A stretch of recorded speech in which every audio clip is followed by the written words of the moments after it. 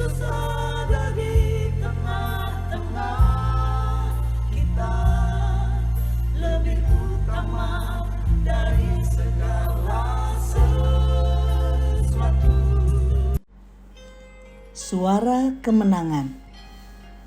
Dan aku mendengar suara yang nyaring di sorga berkata, sekarang telah tiba keselamatan dan kuasa dan pemerintahan Allah kita dan kekuasaan Dia yang diurapinya, karena telah dilemparkan ke bawah pendakwa saudara-saudara kita yang mendakwa mereka siang dan malam di hadapan Allah kita.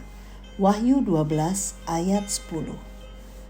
Sahabat Iktus, kemenangan sudah menjadi milik kita ketika kita percaya dan menerima Yesus sebagai Tuhan dan Juru Selamat pribadi. Kemenangan atas maut dan dosa, tetapi juga atas iblis. Karena itu, kita tidak lagi tinggal di dalam ketakutan, melainkan dalam sukacita besar memproklamirkan kemenangan kita. Wahyu 12 mencatat tentang sebuah peperangan yang berakhir dengan suara kemenangan di sorga. Tuhan Allah menyingkapkan kepada Yohanes rahasia kemenangan yang dialami oleh setiap orang percaya di atas dasar Kristus dan karya keselamatan yang telah dikerjakannya.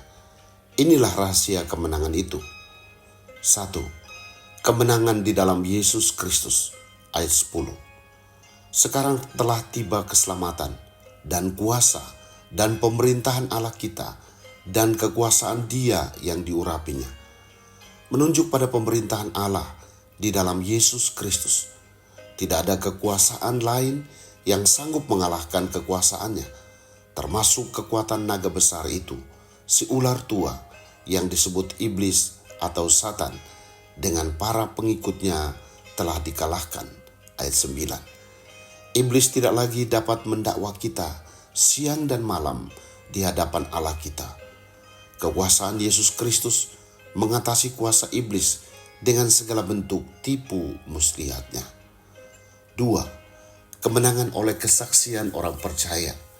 Ayat 11. Dan mereka mengalahkan Dia oleh darah anak domba, merupakan pemberian otoritas ilahi untuk menang atas iblis di atas dasar pengorbanan Yesus Kristus di kayu salib. Dan oleh perkataan kesaksian mereka menjadi dasar kemenangan orang percaya atas iblis. Yang dimaksud kesaksian mereka adalah kekuatan pemberitaan Injil, yaitu bagaimana orang percaya menyaksikan kematian dan kebangkitan Kristus kepada dunia. Bandingkan 1 Korintus 15 ayat 3 dan 4. Bahkan mereka siap mati untuk pemberitaan Injil. Ayat 11b. Kesaksian ini membuat iblis gentar dan kehilangan kekuatannya. 3. Kemenangan semua orang percaya. Ayat 12. Ajakan bersukacita ini bertujuan agar orang percaya tidak tinggal dalam ketakutan di bawah intimidasi iblis. Ingatlah, kekuatan iblis tidak melebihi kuasa Yesus Kristus yang ada di dalam diri orang percaya. Karena ia tahu bahwa waktunya sudah dekat, merupakan alasan iblis melancarkan berbagai tipu muslihatnya. Tetapi iblis tidak dapat mengelak dari penghukuman kekal yang akan diterima pada saat kedatangan Yesus yang kedua sebagai hakim yang adil.